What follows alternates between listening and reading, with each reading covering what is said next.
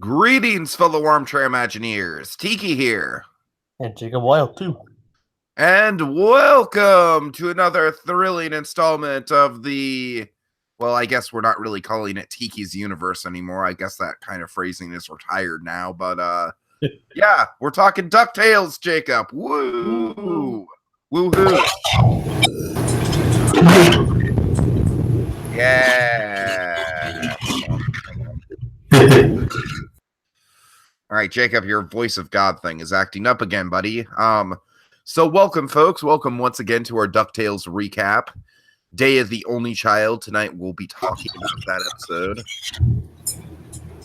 Is it happening again? Yeah. Hold on. All right. Okay, sorry about that, folks. So let me see. DuckTales kind of coming to an end, if I'm remembering right. I feel like there's 21 episodes this season. Day of the Only Child is episode 16. We'll be getting episode 20 on July 28th. So we'll see if episode 21 airs a week after, or if they pull a Gravity Falls situation and be like, oh no, we're going to air the finale in like 3 months. We'll see if that happens. Hello? Hello. All right, you sound better now. I don't know what. I don't know why that keeps happening to me. It's because you're God, Jacob, and sometimes, sometimes you just get temperamental and your voice just goes up. You can't help it. I guess I just don't know my own power. I know, that's what I'm saying. Oh, God. Anyway, so Jacob, what did you think of Day of the Only Child? It was unique. Yeah, I like this one quite a bit. It's like, I would say it's probably, it's not, it would be like maybe like right above my middle of the pack episodes. It's like probably it's a good one. It's a good one. It's definitely got an interesting structure to it. I'll give it that. Let me see. Of course, the episode has 3 interlocking storylines. That's kind of like the main focal point here. We have a Huey, Dewey, and Louie storyline that all kind of converge right at the end. What do you think of that structure, Jacob? Did you like it, or did you think it was a little bit too showy? No, I mean, like you remember Phineas and Ferb, one of my favorite shows, like had 3 interlocking storylines, so it's actually kind of like a interesting callback to that for me. Nice. I was like, because even though the majority of those episodes are only 11 minutes, they also had like 3 interlocking storylines. Mm-hmm. So I guess it was actually kind of interesting to see DuckTales pull that off. Yeah, I think to me the one thing that frustrates me and kind of brings the episode down a little bit is Jacob, I feel like we're saying this more recently, unfortunately. Once again, I'm kind of craving a bit more Scrooge. I mean, don't get me wrong, Scrooge had a huge centric episode last week, but it just kind of annoyed me that this is another episode where he's mentioned but never seen. Yeah, he never appears at all. And where's Donald, for Christ's sake? I mean, he's barely in any of this season. That's what I'm saying. That's probably the biggest disappointment of season 1 for me so far, is the lack of Donald. Like, to me, the season was advertised to me as Donald Duck being at least a main supporting character, and basically, I think Donald has been the least relevant of all the characters so far, at least all the major characters. Yeah, it's kind of unfortunate, really. Yeah, so that, those are a couple drawbacks to the episode, but overall, I did have a lot of fun with the structure of it and the 3 nephews and their different personalities. I'll say right off the bat, Jacob, the nephew that used to be my favorite one had probably the weakest of the 3 storylines, and that was Huey. I thought the Beagle Boy storyline wasn't bad, but it was just kind of like, yeah, all right, we're meandering around, kind of doing the typical Beagle Boy shenanigans. Kinda. It's very montage heavy, which I think is, not terrible, but it's not. I think the other 2 bits were just a little bit more clever. Okay, I definitely have to agree with you there. Yeah, I don't know. With the Huey bits, to tell you the truth, there's not a lot that sticks out. Whereas with the other 2, there's. I kind of like the idea of like the Beagle Boys, between 2 of the Beagle Boys following Huey as their leader, though. I guess it kind of speaks to Huey's like natural leadership qualities. Yeah, it was pretty interesting to see, though. I had to give it that. It'd be kind of interesting if they kind of explored that idea in the future. Yeah, I gotta say, for me, the Beagle Boys are definitely the least interesting antagonists. And I honestly felt that way in the original show too. I just think there's not a whole lot you can do with just typical like burglars, basically.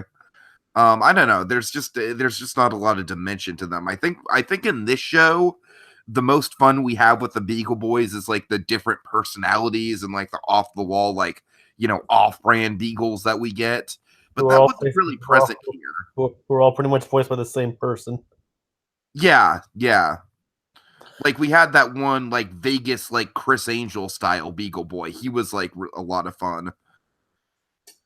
But here it was just kind of like, just a typical Beagle Boys plan, like all right, we're going to get in with the junior woodchucks. We're going to end I guess it was funny with Launchpad, kind of being blindly like no, no, no, junior. We shouldn't talk bad about other junior woodchucks. Rule number 419.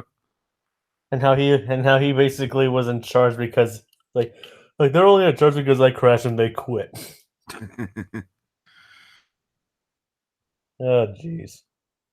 Yeah, I don't know, Jacob. Like I said, it's just it felt very middle of the road. Like I gotta say, at that point, like by the time the act one of the episode wrapped up with the Beagle Boy stuff, I was kind of thinking in my head that this was probably my least favorite episode since the freaking Paul F. Tompkins episode. But then But then we got the other two storylines, which were a lot better. Like to be honest with you, I think the episode just kept getting progressively better and better as it went along. So I guess the episode is a little bit of a mixed bag for me, but in the end of the day, it kind of ended up, being a little bit better than, I think the Huey storyline, while not bad, was just sort of middle of the road and sort of the type of stuff that's fine, but I don't exactly want from a day-to-day episode of DuckTales. I'd rather have more stuff like we got last week in both of last week's episodes, honestly. Or I guess we should say the ones that we talked about last week, because we kept the past 2 weeks. And anyways, I digress. Sorry. yep. Um. So yeah, I guess getting into the Huey stuff. Let's see that stuff kind of revolves all around a character that we've kind of a first introduction to the character of Doofus, who was a fixture of the original DuckTales. Though definitely quite different here. Yeah, if I remember, Jacob, Doofus was just kind of this very quiet, nerdy kid that the nephews befriended. Yeah, and I think he was in the original comics too, but I might be wrong though. I think that sounds about right. But Yeah, and here they turn him into just basically like spoiled brat. rich kid, like no one says no to Doofus. No They almost kind of one. make it like Twilight Zone-esque with the parents. Yeah, it's like we're dead inside. We're his parents. It's like I was like, oh. Yeah, that I'm glad you bring that up. That line in particular was I was surprised Disney got away with that. Like, oh geez. It's like, oh, it's like, dang, like, that's just kind of Dare almost. I say that might be the most Gravity Falls-esque thing that we've seen from the series so far? It's like in the fact that it's like something you would be kind of hard to be kind of. It's kind of like he's Gideon, almost like he's Gideon in a way. Yeah, that's a pretty decent I mean, comparison. sure he's not sure he's not maniacal and trying to take over or anything for all we know yet, but No, but honestly, I still think like in his introductory episode, he's a more interesting villain than the Beagles are, and that's kind of like where I stand on the Beagles, unfortunately. Don't get me wrong, Margot Martindale is great. I just wish there was more dimension to them. I feel like the Beagles are like the one thing from the original series that they're still kind of having a hard grasp on in terms of improving. Whereas I feel like this episode as a whole is just kind of like a big like, you know, I don't want to say a fuck you to the original series, but sort of a we can do it better. You know what I mean? Where it's like, hey, we're obviously going to have the three nephews have completely different personalities, completely different storylines. But at the end of the day, we're going to show them bounce off of each other and see how they work well in tandem with each other. oh yeah, That's kind of the mission statement of the episode. Whereas obviously, Jacob, we talked blue in the face on the channel about the Rusey Taylor nephews being basically just like, you can't rub one personality out of those three characters. You know what I mean? Like there's not one personality within those three characters in the Rusey Taylor version. There's three. There's three vastly different ones here. Yeah, which is nice. And seeing Huey try and pass himself off as the only nephew of Scrooge is it's definitely quite an interesting lead into Doofus. Yeah, I think my favorite part of the Doofus storyline was, I guess this is kind of hypocritical because I criticized the montage in the Huey storyline, but I really like the montage with Doofus just doing all these things and just looking so bored and so stone faced about it. It's like it's become everyday life for him, and like especially when we learn why he is the way he is. And I guess I don't know. What do you think of? Is it kind of like a? I guess the moral of the episode, in some ways, like, or I guess the moral of the storyline here is that the nephews are kind of like the good version of the rich kids, whereas Doofus is just the spoiled brat version of a rich kid. Some Well, sort of parallels there, where it's like not every rich kid is like this. I guess that's like something to glean from it. But I think the main goal of the storyline was like the nephews. Sometimes they do need each other, and sometimes Well, no, it's good. I'm saying that's the main goal of the episode. I'm saying like kind of like an overall sort of idea of the storyline, like kind of a smaller idea. It's entirely possible. All right. I mean, because Scrooge is. I mean, because they sort of like explores all kinds of rich people. Like I mean, like there's ambiguous people like Scrooge, like obviously evil people like Glomgold, Mm-hmm. and bored with their life like doofuses. Three various takes on the rich person archetype. And don't forget about Mark Beeks. Cool. Oh yeah, oh yeah, it's like in the new rich, nouveau Yeah. riche.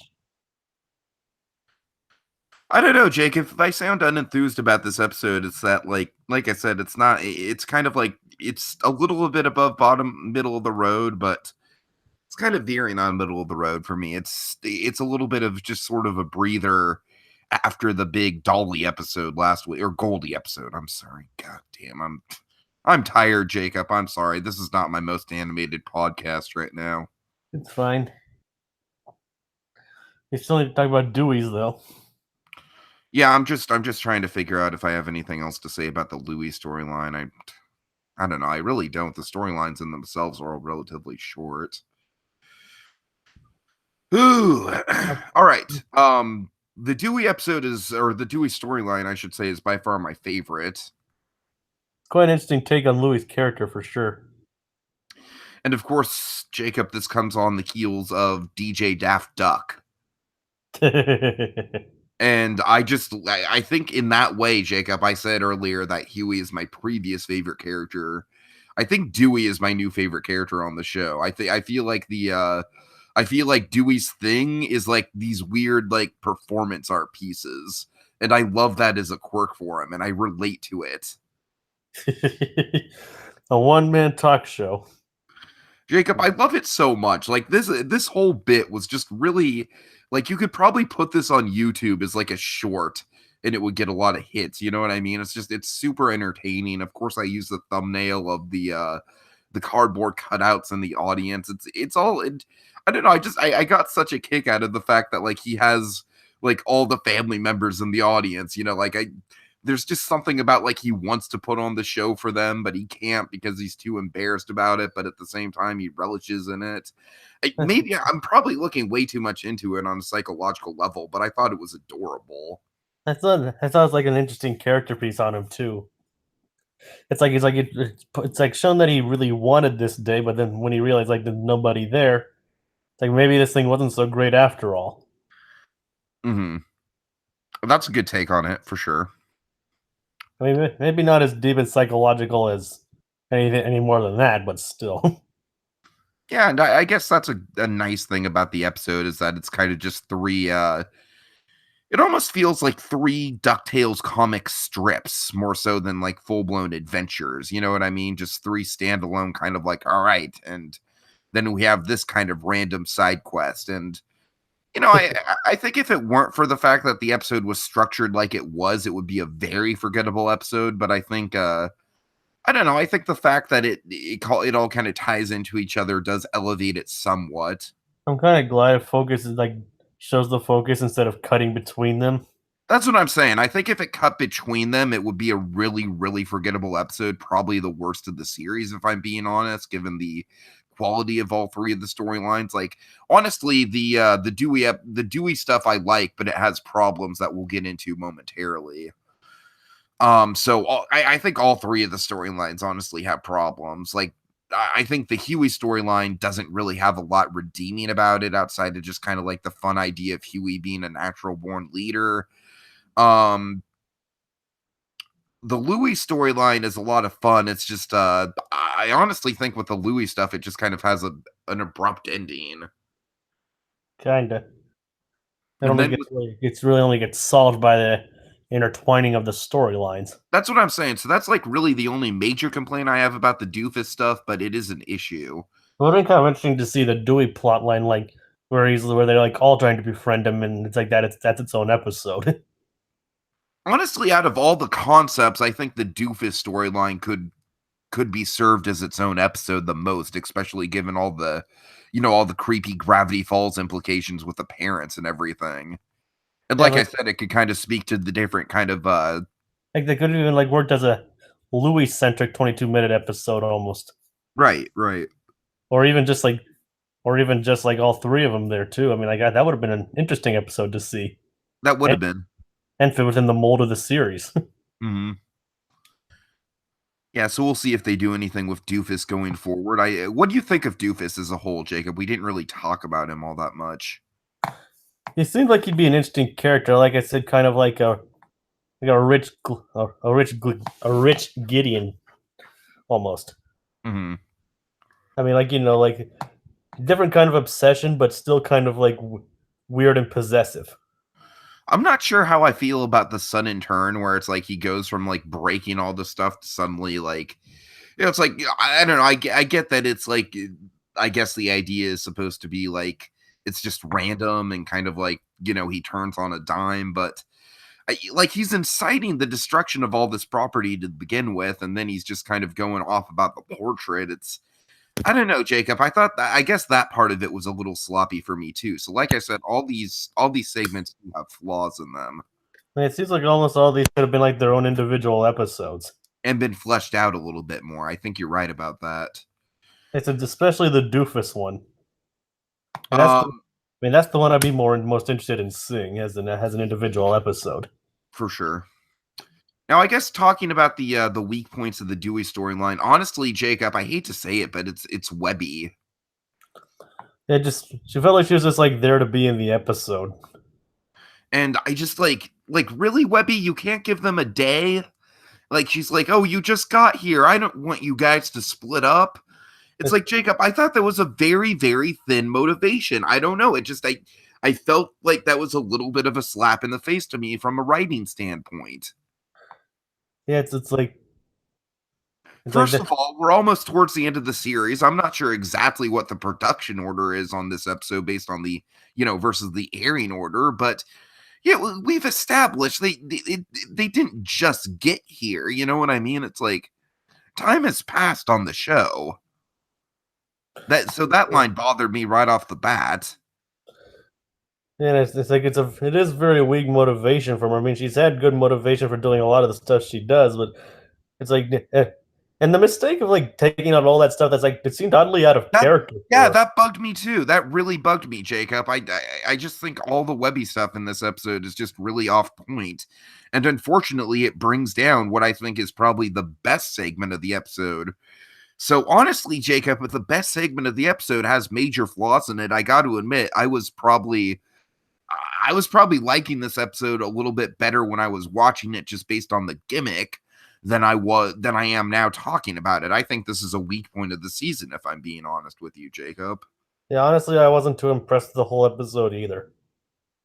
Yeah, and I guess that's why I'm kind of like, I'm not really my usual buzzy, peppy self this evening. I'm just kind of more like, all right, we have to talk about this, then we have to talk about this. And I apologize, folks. I'm always very self-conscious when I'm not energetic on these things, but this one just didn't do it for me.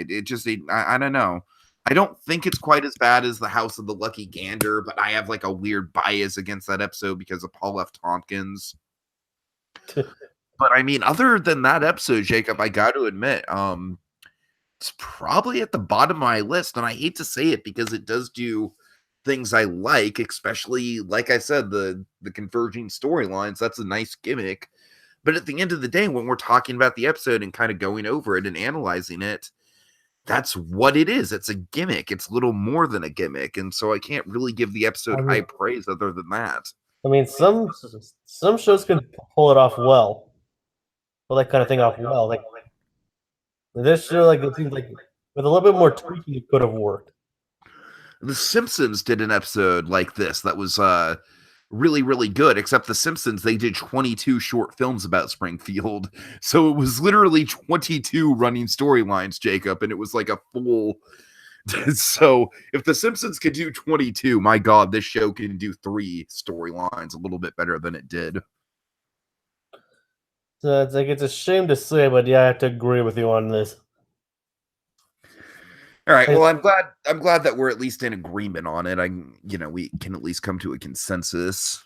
I mean, there are episodes that there are plenty of episodes that's been produced so far that I will be willing to go back and watch. Mm-hmm. For like various reasons, like including continuity, comedy, storylines. This really isn't one of them. Yeah, I'd probably go back and watch it one more time just for the whole gimmick of it all, just to see if it lines up any better on a rewatch. But yeah, I'm definitely with you. This isn't one I'm going to be returning to over and over again for sure. Or at least not one that I'd be like, oh, yay, this one. Exactly.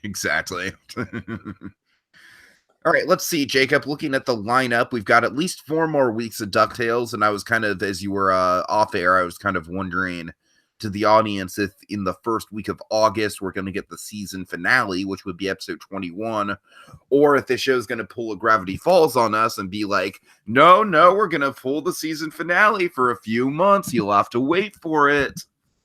Did you actually? I still don't know how many episodes there are, though. Well, I'm just going by if there's 21. So it's like either 21, 22, or 26.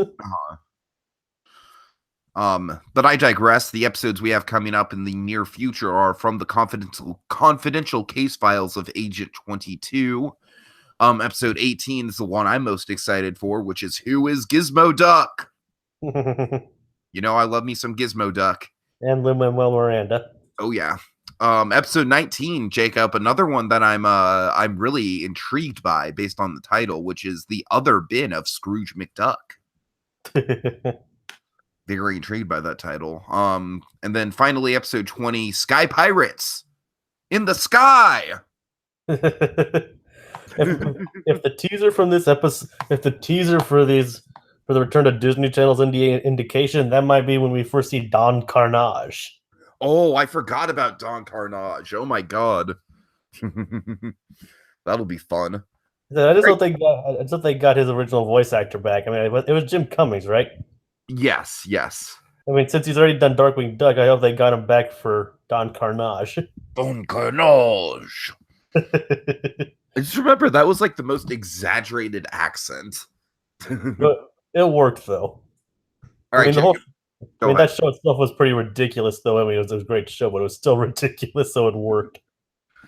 All right, any final thoughts, Jacob, on this episode? No, I pretty much said my piece. It's like it's one that I would not really look forward to returning. I mean, there are a lot of things that, I mean, don't get me wrong, I'm not a writer, so I could entirely be, I'm not a writer yet, so I could entirely be wrong, but I just can think of several ways that this episode could have been done better. Yeah, like I said, it's like it's funny that the more we discuss the episode, the more I kind of picked up on the fact that all 3 of the storylines had major problems in them, and I think that's what really drags the episode down. It's an ambitious episode in the converging thing, but at the end of the day, I feel like it's probably one of the more inconsistent episodes, and for that, I kind of have to place it near the bottom of the list, unfortunately. Wish I had more enthusiasm, folks, but, we just kind of have to call it like we see it sometimes. All right, folks. So thank you so much for watching. Jacob and I will be back tomorrow night to cover the latest episode of Big Hero 6. And until then, woohoo! Gimme from my gimme tree!